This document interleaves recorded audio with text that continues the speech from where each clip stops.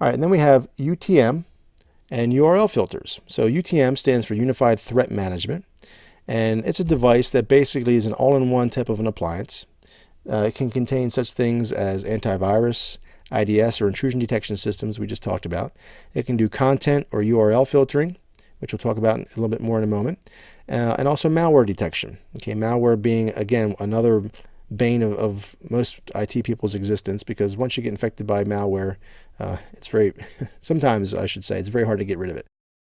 URL filters basically work by blocking websites based on URLs or uniform resource locators or a partial URL match.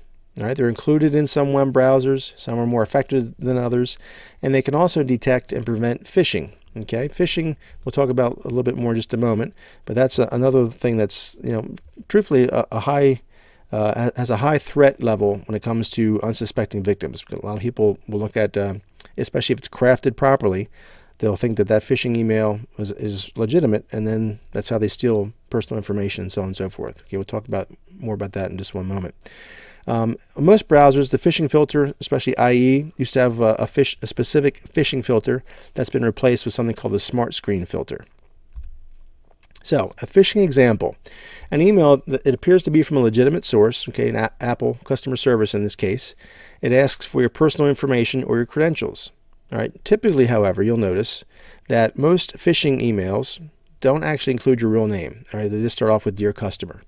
That's typically a good way to identify that it's not legitimate, because if it was legitimate, they'd know who you were already. Okay, if you're one of their customers, they have you by name. And also, if you hover over the link within those phishing emails, like where I have highlighted here, click here to verify your account. If you hover over that, you'll see down at the bottom of your browser, it may have apple.co.uk in there somehow or other, but as we know, Apple ID it's not headquartered out of the UK, it's headquartered out of the US, and it's also not Apple ID, it's just Apple. So they'll try to throw you off by adding in some additional pieces of information, but when you hover over, you typically can determine relatively quickly that it's not going to be a legitimate address.